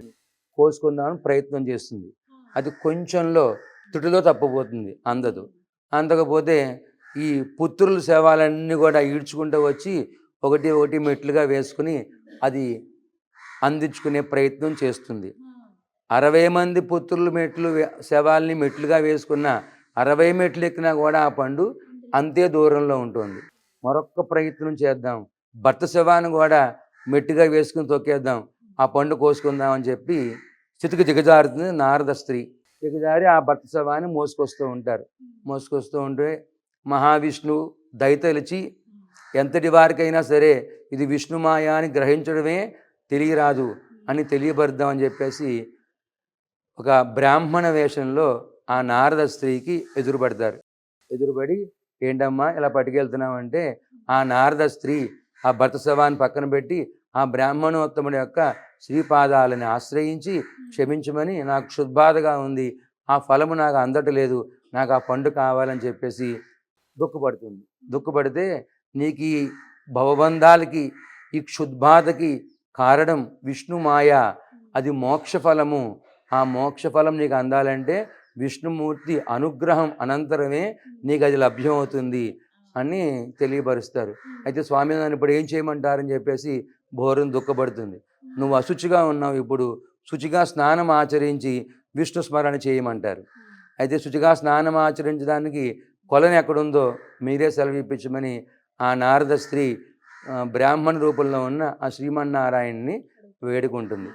ఆశ్రయిస్తే అప్పుడు ఆయన ఒక కొలను సృష్టిస్తారనమాట. సృష్టించి ఈ కొలంలో ఎడమ చేయి పైకెత్తుకుని 3 మార్లు స్నానం చేయి, స్నానం చేస్తే నువ్వు శుచి అవుతావు అని చెప్తారు. సరే, ఆ బ్రాహ్మణోత్తముడు చెప్పిన విధంగానే ఆ నారద స్త్రీ ఆ కొలంలో దిగి ఎడం చేయి పైకెత్తుకుని 3 మార్లు ములిగింది. 3 మార్లు ములగగానే నారద రూపం ప్రాప్తించిందండి. అందుకనే దాని పేరు ముక్తికా సరస్సు. మోక్షం వచ్చింది. విమోక్షం అంటే ఆ స్త్రీ రూపం నుంచి, ఆ భవబంధముల నుంచి మోక్షము కలిగించింది, విమోచనం కలిగించింది మోక్షము. దాన్ని ముక్తికా సరస్సు, ముక్తి కుండము అంటారు. కానీ ఈ ఎడంచే పైకెత్తుకుంది కదా, అందువల్ల ఆ ఎడమ భాగం మటుకు స్త్రీ రూపంలో ఉండిపోయిందండి. ఎందుకు అలా చెప్పారు స్వామి? స్మృతి కొరకు అన్నమాట. సంపూర్ణంగా ములిగేస్తే నారద రూపం వచ్చేస్తే నారాయణ అంటే వెళ్ళిపోతాడు. ఆయన మనందరికి ఒక మెసేజ్ ఇవ్వరు, ఈ స్మృతి కలగదనమాట. అందుకని స్మృతి కొరకు స్వామి అలా చెప్పారు. అప్పుడు ఈ నారద జ్ఞానం కలిగింది, నారద రూపం వచ్చింది. నాకు ఈ స్త్రీ రూపం ఎందుకు ఉంది, ఈ ఎడమ చేతి గాజులు ఎందుకు ఉన్నాయని చెప్పి ఆయన ఒకసారి పరికించి ఆలోచించుకుంటే సత్యలోకంలో ఆయన ప్రగల్భం పలికిన గర్భోక్తి, తర్వాత భూలోకంలోకి వచ్చినప్పుడు జరిగిన ఈ విధానం అంతా కూడా గుర్తు తెచ్చుకుని పశ్చాత్తాపంతో ఆ ముక్తిగా సరస్సు పక్కన కూర్చుని 10,000 సంవత్సరములు తపస్సు చేస్తే మహావిష్ణువు దర్శనమిచ్చారు. అది ఇందాక చెప్పింది, నారద మహాముని తపస్సు చేస్తే స్వామి వెలిసేరండి అని చెప్పాను చూసారా. ఇది కూడా ఎట్లాగా, నారద మహాముని వారు తపస్సు చేస్తూ ఉన్నప్పుడు ఆ నారద మహాముని యొక్క భావంలో, ఆయన భావంలో ఏ రూపమైతే ఉందో ఆ భావరూపంగా స్వామి సాక్షాత్కరించారు. భావరూపంగా దర్శనమిచ్చిన నారాయణుడు కనుక భావనారాయణ స్వామిగాను, భావ మాలిన్యాన్ని తొలగించిన నారాయణుడు కనుక భావనారాయణ స్వామిగాను, భావరూపంగా దర్శనమిచ్చిన నారాయణుడు కనుక భావనారాయణ స్వామిగాను స్వామి ఇక్కడ ఖ్యాతిని గాంచారు. అయితే నా స్వామి గరుడ వాహనం మీద కూర్చుని దర్శనమిస్తారు. దర్శనమిచ్చి నారద మహర్షి వరం కోరుకోండి అని చెప్తారు. అయితే నారద మహాముని ఆయన తప్పుని క్షమించమంటారు. వరం ఏమొద్దు స్వామి, నాకు ఇలా స్త్రీ రూపం ఉండిపోయింది, దీన్ని విమోచన కలిగించండి, సంపూర్ణంగా నా రూపాన్ని నాకు కలిగించండి, నన్ను క్షమించండి అని చెప్పి ఆయన శరణు వేడతారు. అది క్షమించేనులే, జరిగిపోయింది, అయిపోయింది, క్షమించాను కాబట్టి నీకు రూపం వచ్చింది, నేను దర్శనమయ్యాను, నీకు ఏదైనా ఒక కోరిక కోరుకో అంటారు. అంటే నారద మహాముని వారు ఏం చేసినా కూడా జగత్ కళ్యాణం కొరకే. ఇక్కడ తపస్సు చేశారు. ఈ తపస్సు చేశారు కాబట్టి ఈ తపస్సు కూడా లోక ఉద్ధరణ కొరకు, లోక కళ్యాణం కొరకు నాకు ఏ రూపంగా అయితే దర్శనమిచ్చారో అదే మూర్తిని శిలామూర్తిగా మీరు ఇక్కడ ఉండిపోండి. వచ్చేది కలియుగం కాబట్టి కలియుగంలో జనమందరూ కూడా దర్శనం చేసుకుని ముక్తి పొందే విధంగా, మోక్షాన్ని పొందే విధంగా అర్చామూర్తిగా మీరు ఇక్కడ ఉండిపోండి అని చెప్పేసి నారద మహాముని కోరుకుంటారు. నారద మహాముని కోరిక మేరకు స్వామి అక్కడ స్వయంభుగా ఉండిపోయారు. అయ్యో, మన కోరిక మేరకు స్వామి ఎలా ఉండిపోయారు, మరి స్వామికి ఏదైనా ఉత్సవం చేయాలంటే లక్ష్మీదేవి ఉండాలి కదా అని రాజ్యలక్ష్మి అమ్మవారిని ధ్యానం చేసుకుని రాజ్యలక్ష్మి సమేత భావనారాయణ స్వామిని ప్రతిష్ఠ చేసి అర్చనాదులు గావించుకుని వెళ్ళారు. ఇప్పుడు మనం దర్శించుకోబోతున్నాము స్వయం వ్యక్తమైనటువంటి పాతాళంలో ఉండి మనకి దర్శనం ఇస్తున్నటువంటి శ్రీ భావనారాయణ స్వామి వారు. ఆయన గరుత్మంతుడి సమేతంగా ఉంటారు. ప్రపంచంలో ఎక్కడ విష్ణుమూర్తిని మనం ఇలా దర్శించుకోవండి. అంటే ఉత్సవమూర్తుల్లో గరుత్మంతుడి పైన స్వామివారు ఉండడం మనం చూస్తాం, కానీ స్వామివారు వ్యక్తం అవడమే గరుత్మంతుడి పైన. అంటే గరుడారూఢుడై స్వామి నారదమునుల వారికి దర్శనం ఇచ్చారట ఆయన భావనలో అలా. అందుకనే స్వామి ఇక్కడ అలాగే మనకి కనిపిస్తారు.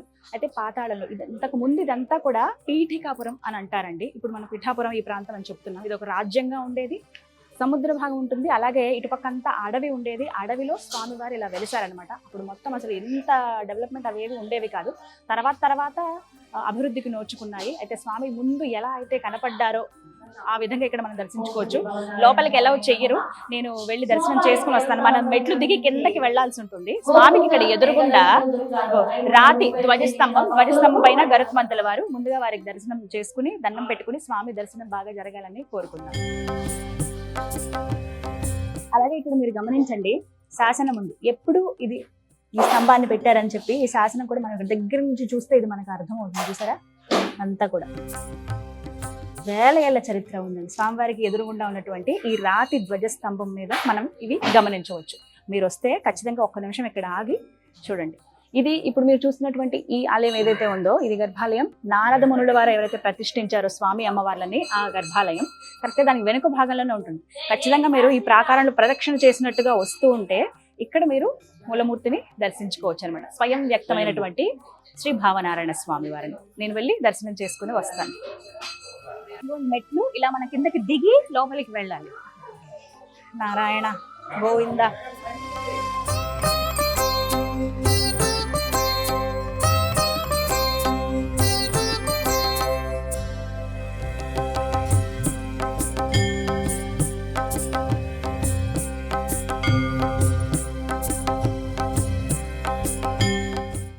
శ్రీ భావనారాయణ, పాతాళ భావనారాయణ స్వామి ఎంత చక్కగా దర్శనం అయిందండి. మీకు కేవలం నేను మెట్లు దిగి కిందకి వెళ్ళే వరకు మాత్రమే చూపించగలిగాను. ఎందుకంటే స్వామివారు స్వయం వ్యక్తం అయ్యారు కదా. అలా మూలమూర్తుల్ని మనం ఫోటో తీయటం కానీ వీడియో తీయటం కానీ నిషిద్ధం. మనం అది గౌరవిస్తాం ఎప్పుడూ కూడా. ఖచ్చితంగా అది నేను పాటిస్తాను స్వామివారి మీద భక్తితో.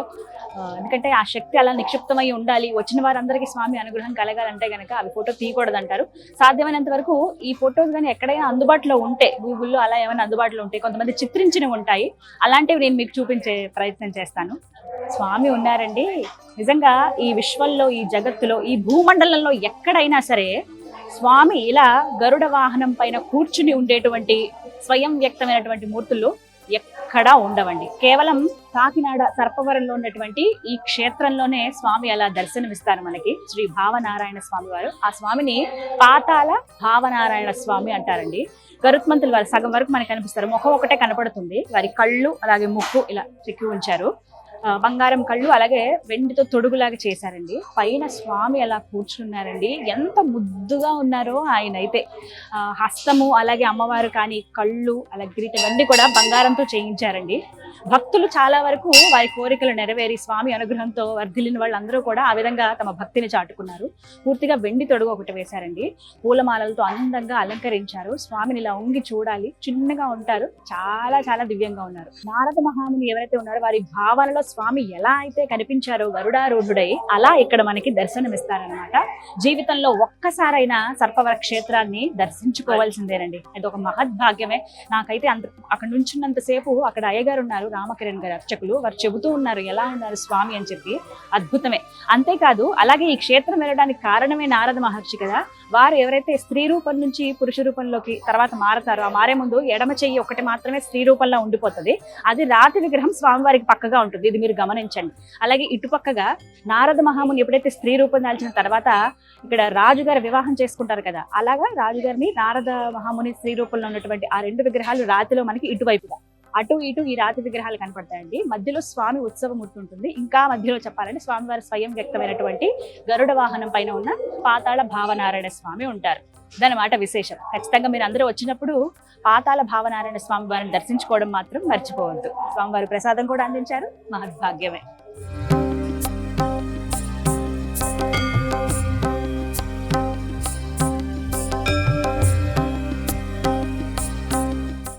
ఆంధ్రప్రదేశ్ తూర్పుగోదావరి జిల్లా కాకినాడ దగ్గరలో ఉన్నటువంటి సర్పవరంలో ఉన్నటువంటి దివ్యమైన వైష్ణవ క్షేత్రం అండి ఇది.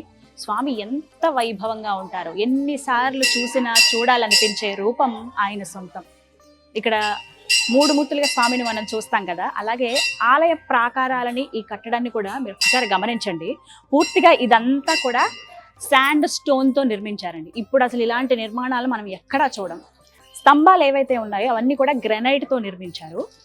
ఈ నిర్మాణం ఏదైతే అంటే గర్భాలయం ఏదైతే ఉందో అలాగే ఆ లోపల ఉన్నటువంటి ఆ మండపం కానీ ఇవన్నీ కూడా శాండ్ స్టోన్తో నిర్మించారు. మొత్తం ఇది ఎత్తు ఏదైతే నారద మహర్షుల వారు ప్రతిష్ఠించారో స్వామివారిని, రాజ్యలక్ష్మి అమ్మవారి సమేతంగా భావనారాయణ స్వామిని, ఈ మూర్తి ఈ లోపల ఉంటారు.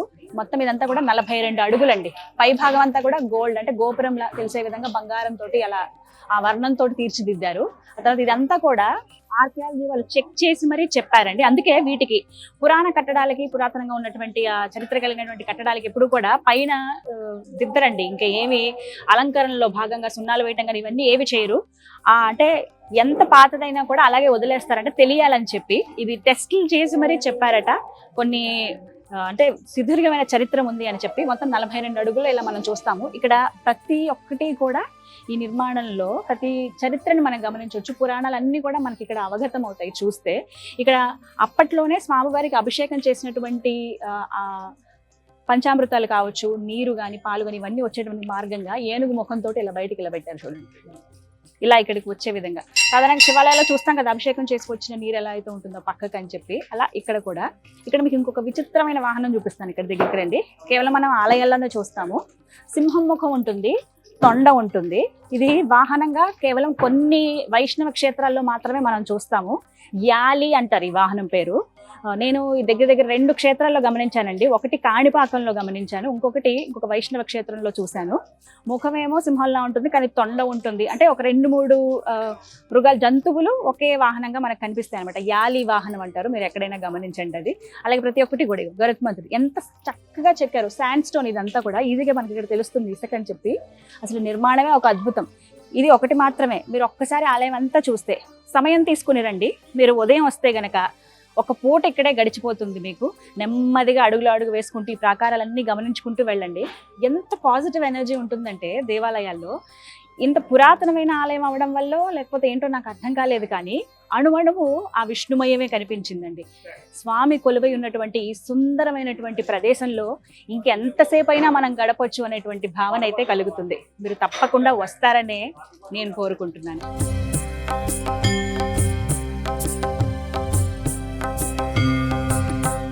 అలాగే ఈ ఆలయానికి సంబంధించినటువంటి చరిత్ర ఈ రాతి పైన చెక్కి కూడా మనకు కనిపిస్తాయండి. ఇక్కడ చూస్తున్నారు కదా, ఇలా కొన్ని సంస్కృతంలో అంటే అవి డీకోడ్ చేసి మనం తెలుసుకోవాలి అవి ఏంటి అనేది. వీటికంటూ ప్రత్యేకంగా డాక్యుమెంటరీస్ చేసే వాళ్ళు కూడా ఉంటారు. ఇంత పురాతనమైన దేవాలయాల గురించి వాటి గురించి అసలు ఇక్కడంతా రాసింది. అలా ప్రతి చోట ఉంటుంది. తోరణంలాగా మీరు పైన గమనించవచ్చు, అదంతా కూడా ఘట్టాలన్నమాట. వివిధ ఆకారాల్లో ఉంటాయి. అలాగే స్త్రీ పురుషులకి సంబంధించిన ఘట్టాలు ఉంటాయి. అంటే మానవ జీవితం ఎలా ఉంటుంది, ఆ మనుగడ కావచ్చు, ఇవన్నీ. అలాగే ఇక్కడ స్వామివారిని మనం చూడొచ్చు. ప్రతి ఒక్కటి కూడా చాలా విశేషంగా మనకు కనిపిస్తాయండి. మీరు ఇలా దిగి కిందకు కూడా రావచ్చు. పాతాళ భావనారాయణ స్వామి వారిని దర్శించుకున్న తర్వాత ఈ మధ్యలో ఏదైతే ఆలయం ఉందో అక్కడ ఒకసారి దిగి మీరు చూడండి. నెమ్మదిగా అడుగు వేసుకుంటూ చూస్తే మీకు ప్రతి ఒక్కటి చాలా డీటెయిల్డ్ గా తెలుస్తాయి అనమాట. కింద నుంచి పై వరకు ఇట్లా మెట్ల అసలు ఎలా నిర్మించారో ఏమో తెలియదండి. ఇంకొక మాట చెప్పాలి, ఈ పవిత్రమైన క్షేత్రం స్వయంగా దేవతలే నిర్మించారని చెప్తారండి.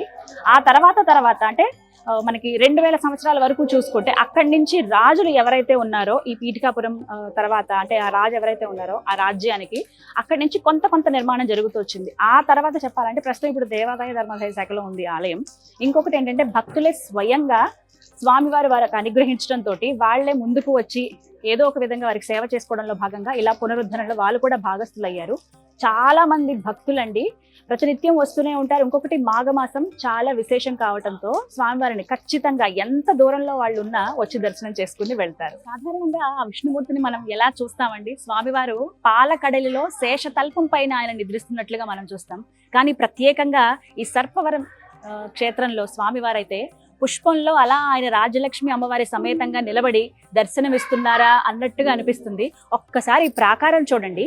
కిందంతా మనకి తామరపు ఉంటుందా, ఆ పుష్పం విచ్చుకుంటే ఎలా రేకులు వస్తాయో అలా మరి ఇదంతా కూడా ఆ రేకులు అనమాట. ఆ రేకుల పైన స్వామివారు అలా నిలబడ్డారా మనకి దర్శనం ఇచ్చేందుకు అన్నట్టుగా కనిపిస్తారండి. నిజంగా ఇక్కడ నుంచుంటేనే ఒక పాజిటివ్ వైబ్ తెలుస్తోంది. రోమాలు ఎక్కువడుస్తున్నాయి. స్వామి నిజంగా ఈ ప్రాంతంలో ఉన్నారు అనేది మాత్రం తథ్యం. ఎంతమంది భక్తులకి కోరికలు నెరవేరాయో తెలుసా? పిల్లల కోసం అని చెప్పి, ఉద్యోగం కోసం అని చెప్పి, చాలా మంది వివాహం కోసం అని చెప్పి, ఆరోగ్యం కోసమని, ఇలా ప్రతి ఒక్కరు అండి. కాకినాడ చుట్టుపక్కలే కాదు కొన్ని రాష్ట్రాల నుంచి కూడా భక్తులు వచ్చి స్వామివారిని దర్శించుకుంటారు.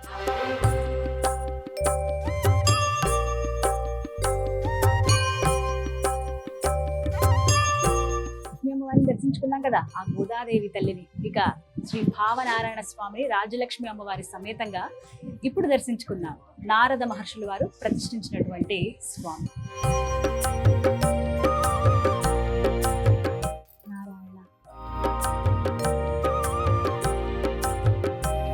త్రిలోక సంచారి అయినటువంటి నారద మహాముని ప్రతిష్ఠించినటువంటి రాజ్యలక్ష్మి సమేత శ్రీ భావనారాయణ స్వామి వారండి. ఎంతటి అదృష్టమో ఇది, పూర్వజన్మల సుకృతం. ఇటువంటి దివ్యమైన క్షేత్రాన్ని దర్శించడం అనేది. ఇక్కడ మనకి కాస్త పర్మిషన్ ఉంటుంది, స్వామివారిని నేను మీకు చూపిస్తాను. అలాగే ప్రస్తుతం హారతి జరుగుతోంది, నేను దర్శనం చేసుకుంటాను. నాతో పాటు మీరు కూడా వీక్షించండి.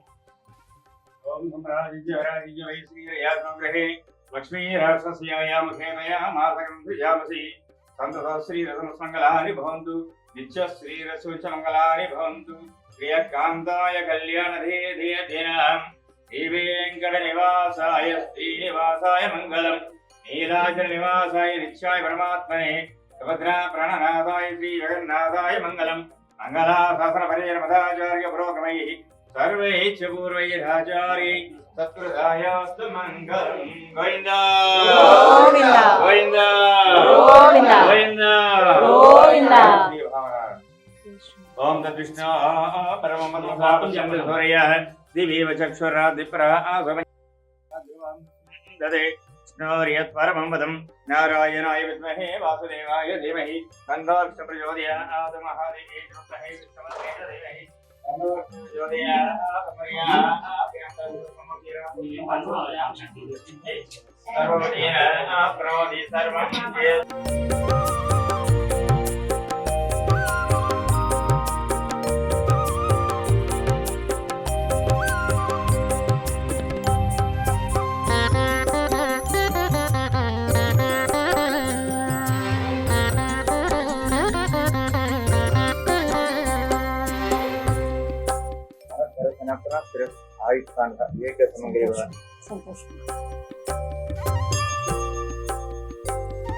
చూస్తాను మళ్ళీ ఎప్పుడు దర్శనం ఆయన ఇప్పించాలి. సంతోషం. ఏం భాగ్యం, ఎంత అదృష్టం అండి. లోపల వరకు రాగలిగాను, మనకు కొంత పర్మిషన్ ఉంది. దర్శించండి ఆ స్వామిని. ఎక్కడెక్కడో ఉండుంటారు, ఇప్పటి వరకు వీక్షించలేకుండా, దర్శన భాగ్యం లేకుండా ఉండుంటారు. వీడియో ద్వారా అయితే మీరు దర్శించుకోవచ్చు, కానీ ఖచ్చితంగా మీరు రండి. తూర్పుగోదావరి జిల్లా కాకినాడ దగ్గరలో ఉన్నటువంటి సర్పవరంలో ఉన్న ఎంతో సుప్రసిద్ధ వైష్ణవ క్షేత్రం శ్రీ భావనారాయణ స్వామి వారి సన్నిధి. స్వామిని చూస్తున్నారా, పచ్చటి పంచ ధరించారు ఇవాళ స్వామి. మాఘమాసం అంతా కూడా ఆయన ఎంతో వైభవంగా వెలిగిపోతారండి. ఆయన ఎప్పుడూ అందంగానే ఉంటారు, ఎప్పుడూ కన్నుల పండుగనే కనిపిస్తారు. కానీ మాఘమాసం ఇంకా విశేషం. ఇక్కడ మాఘమాసం 2వ ఆదివారం రోజు స్వామివారు ఇక్కడ ప్రతిష్ఠింపబడ్డారు నారద మహాముని చేత అని చెప్తారండి. ఆ రోజు స్వామివారి జన్మదినంగా కూడా చేస్తారు. ఇక్కడ 3వ ఆదివారం పాతాళ భావనారాయణ స్వామి వారు ఉద్భవించినట్లుగా మనకి పురాణాల బట్టి తెలుస్తోంది. అప్పుడు విశేషంగా పూజలు జరుగుతాయి.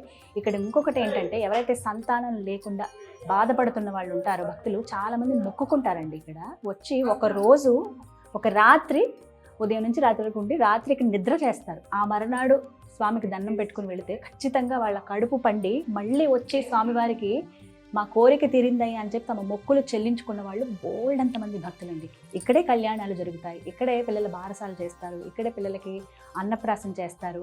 అలాగే కొంతమంది అయితే పిల్లలు పుట్టిన తర్వాత వచ్చి వాళ్ళకి ఉయ్యాలో వేయటం కానీ ఇలాంటి చిన్న చిన్న కార్యక్రమాలు ఏవైతే ఉంటాయో అవన్నీ ఇక్కడ చేసుకుంటారనమాట. స్వామిని తలుచుకుంటూ వారి ఇంటి దేవుడిగా భావించి ఎంతోమంది భక్తులు ఇక్కడికి వస్తారు.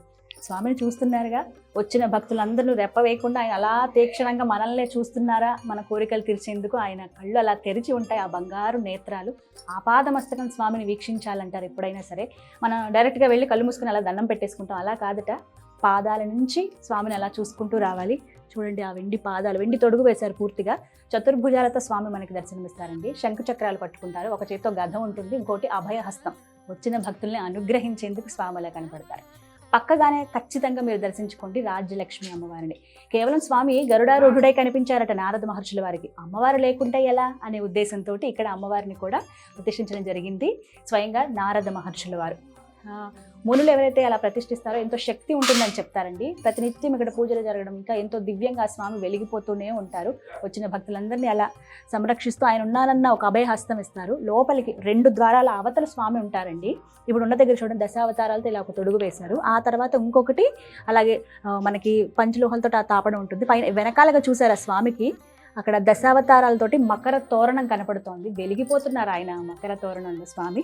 ఎంత బాగున్నారు. పర్మిషన్ ఉంది, ఇంతసేపు కూర్చోగలిగాను. అసలు ఇది నిజంగా అదృష్టమే. ఉత్సవమూర్తులను కూడా మీరు గమనించండి. ఉత్సవాలు జరిగేది మాఘమాసంలో. ఇగో ఇక్కడ కనిపిస్తున్నారు కదా, ఈ స్వాములకి, ఈ మూర్తులకేనండి. చాలా దివ్యంగా జరుగుతుంది. నేను ఇప్పుడు మాఘమాసం మొదట్లోనే రథసప్తమి రోజు వచ్చాను. ఇంకా చాలానాళ్ళు ఉంది మాఘమాసానికి, కాబట్టి మీరు ఖచ్చితంగా ఏ ప్రదేశంలో ఉన్నారు రండి, స్వామి అమ్మవార్లని దర్శించుకోండి. ముందుగా అసలు ఈ క్షేత్రంలో అడుగు పెట్టడమే ఒక పుణ్యప్రదం అంటారు. 108 క్షేత్రాలని దర్శించినటువంటి పుణ్యఫలం ఈ ఒక్క క్షేత్రంలో స్వామిని దర్శిస్తే లభిస్తుంది అనేది పురాణ లిఖితం, పురాణాలు బట్టి చెప్పబడుతుంది. కాబట్టి అన్ని క్షేత్రాలు మనం ఈ జీవితంలో చూస్తామో చూడమో తెలీదు, నేనైతే కష్టమే అనిపించింది నాకు. కానీ ఈ ఒక్క క్షేత్రానికి రావడమే 108 క్షేత్రాలని మనం దర్శించినటువంటి పుణ్య ఫలం లభిస్తుందనేది మనకి చెబుతున్నారనమాట. పెద్దల ద్వారా ఇది మనకి తెలిసింది. మీ అందరికీ కూడా ఆ స్వామి దర్శన భాగ్యం కలగాలని కోరుకుంటున్నాను. జై శ్రీ భావనారాయణ స్వామి.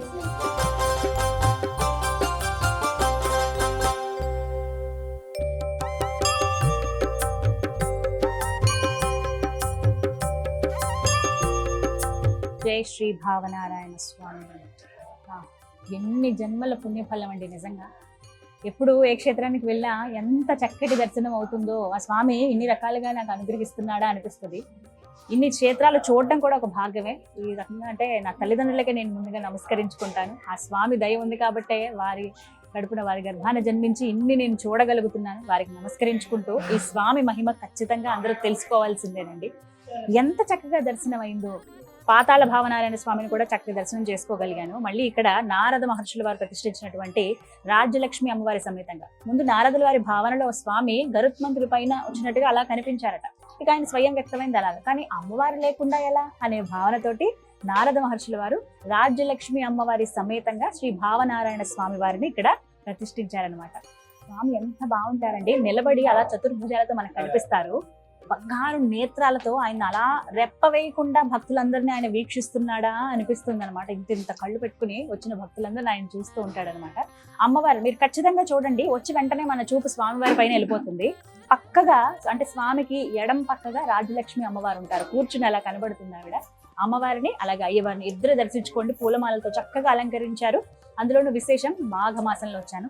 స్వామివారి పైన వేసినటువంటి ఈ మాల నాకు అందింది, మహద్భాగ్యమే ఇది. అలాగే ఇంకొకటి చెప్పాలి, ఇక్కడ పట్టిక బెల్లం చాలా విశేషంగా ప్రసాదం ఇస్తారండి, ఇది నాకు అందించారు. లడ్డు పులిహోర అనేవి చూస్తాం మనం, కానీ పట్టిక బెల్లం అలాగే గోధుమకు అంటే రవ్వలాగా చేస్తారు స్వీట్, అదొకటి విశేషం అనమాట. ఇది స్వామివారు నాకు అందించింది. ఒకటి ఏంటంటే మాఘమాసం చాలా విశేషం అండి. మాఘమాసం 3వ ఆదివారం అంటే తారీఖులతో పని లేకుండా 3వ ఆదివారం పాతాళ భావనారాయణ స్వామి వారు స్వయం వ్యక్తమైనటువంటి రోజుగా ఆ రోజున చేస్తారండి విశేష కార్యక్రమాలు. 2వ ఆదివారం రోజు ఇక్కడ మీరు చూస్తున్నటువంటి రాగానే స్వామి మనకు కనిపిస్తారు. రాజలక్ష్మి అమ్మవారి సమేతంగా భావనారాయణ స్వామి వారు ఆ రోజు ఆయనకి విశేషంగా 2వ ఆదివారం మాఘమాసంలో విశేషంగా పూజలు చేస్తారనమాట. ఇది చాలా ప్రత్యేకం. ప్రతి సంవత్సరం ఇలా జరుగుతూనే ఉంటుంది. మీరు మాఘమాసంలో వస్తే విశేషంగా ఇక్కడ వీక్షించవచ్చు అనమాట. ఇంకొక విశేషం ఏంటంటే ఆ రోజున కొన్ని వేల మంది భక్తులు వచ్చి స్వామి వారిని దర్శించుకుంటారండి. ఆ రోజున స్వామి పుట్టినట్లుగా, ఆ రోజున స్వామి ఇక్కడ వ్యక్తమైనట్లుగా, ప్రతిష్ఠించినట్లుగా ఇక్కడ మనకి పురాణాల బట్టి మనం తెలుసుకోవచ్చు. ప్రతి ఒక్కటి కూడా పురాణ లిఖితమేనండి, ఎవరో కల్పించిందైతే కాదు. ఇక్కడికి వచ్చి మీరు స్వయంగా అనుభూతిని చెందవచ్చు, స్వామి అమ్మవార్లను దర్శించుకోవచ్చు.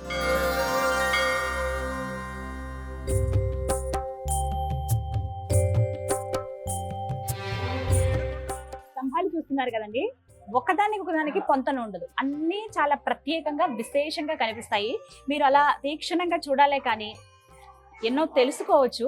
ఇక్కడ ప్రతి ఒక్క స్తంభం పైన ఆలయ చరిత్ర గురించి, అంటే ఎప్పుడెప్పుడు నిర్మాణాలు జరిగాయి, ఎవరెవరి కాలంలో అభివృద్ధి చెందిందని చెప్పి మొత్తంగా ఈ పురాణం ఏదైతే ఉందో చరిత్ర అనేది ఇలా చక్కగా ఇక్కడ లిఖించారండి. శాసనాలు అనేవి ఇలా మనకు కనిపిస్తాయి. ఇవన్నీ చెప్పా కదా, డీకోడ్ చేసి చూస్తే మనకు అర్థం అవుతాయి అనమాట.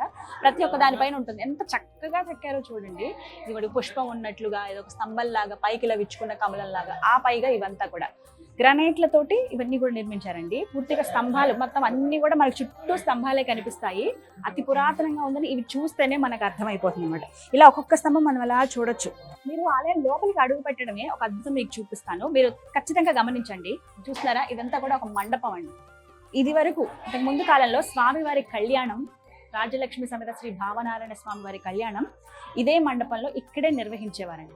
ఆ తర్వాత ప్రత్యేకంగా కళ్యాణ మండపం లాగా ఏర్పరిచి అక్కడ కళ్యాణాలు చేయడం చూస్తున్నాం. కానీ ఇక్కడే మండపంలోనే కళ్యాణం అనేది జరిగేదనమాట. మనం చూడొచ్చు పూర్తిగా ఇలా పైన పుష్పం ఇక్కడే ఏర్పాటు చేసేవారు అనమాట. అయితే ఇప్పుడు ఏంటంటే భక్తులందరూ వచ్చి దర్శనం చేసుకుని ఇలా వెళ్ళిపోతూ ఉంటారు. స్తంభాలు చూడండి, ఎక్కడికక్కడ స్వామి మనకు కనిపిస్తారు. స్వామి అమ్మవార్లు ఏదో ఒక రూపంలో ఆయన దశావతారాలు అంటారు కొంతమంది, 24 అవతారాలు స్వామి అంటారు. ఇలా ఆయన రూపం అనంతం, విశేషం. అందులో భాగంగా ఎన్నో రూపాల స్వామి కనిపిస్తారు. ఇక్కడ మనం చూడొచ్చు. ప్రతి అణువున విష్ణుమయమేనండి. అణువున ఆ స్వామి ఇక్కడ మనకి కనిపిస్తూనే ఉంటారు.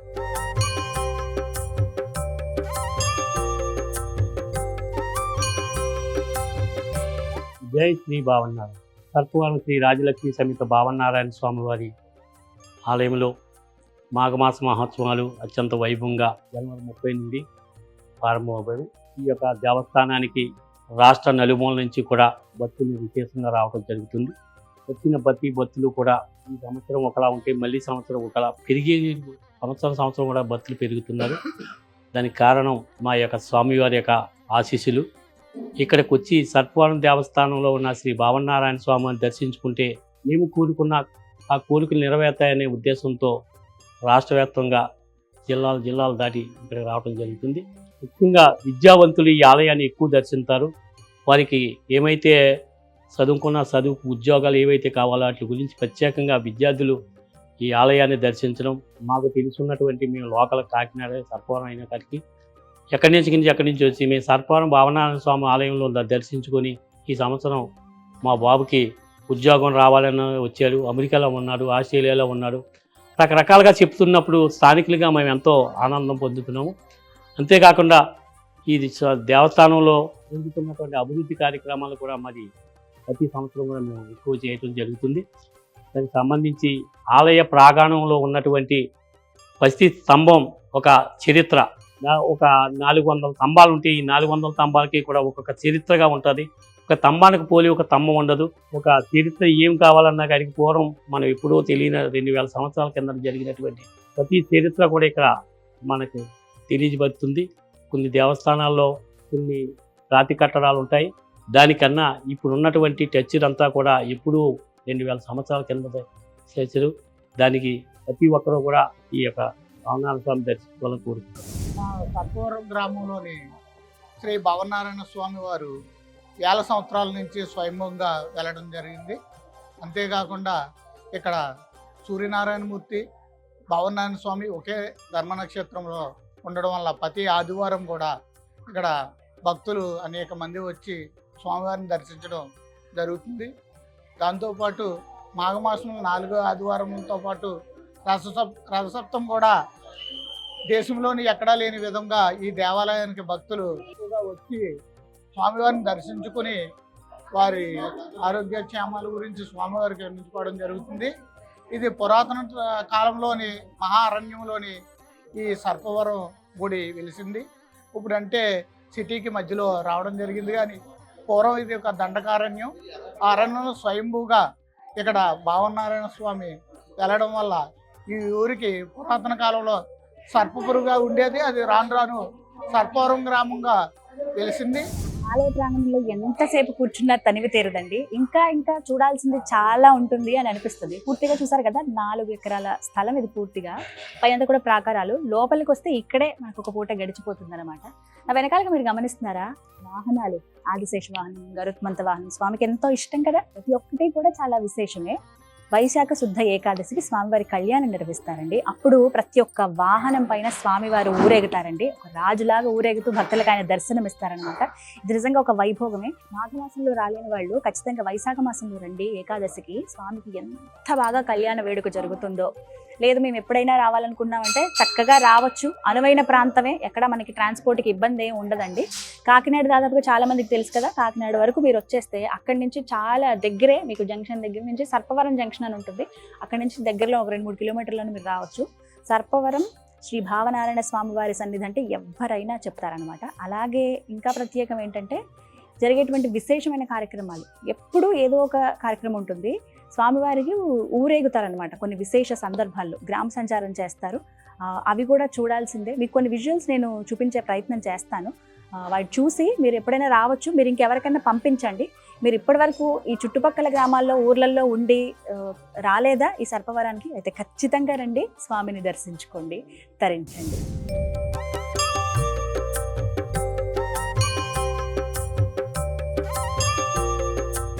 చూసారుగా, నారదుని యొక్క భావ మాలిన్యాన్ని తొలగించి శ్రీ భావనారాయణుడిగా ఆ స్వామి సర్పవరం క్షేత్రంలో కొలువై ఉన్నాడు. ఆ స్వామి దర్శన భాగ్యం మీ అందరికీ కలగాలని మనస్ఫూర్తిగా కోరుకుంటున్నానండి.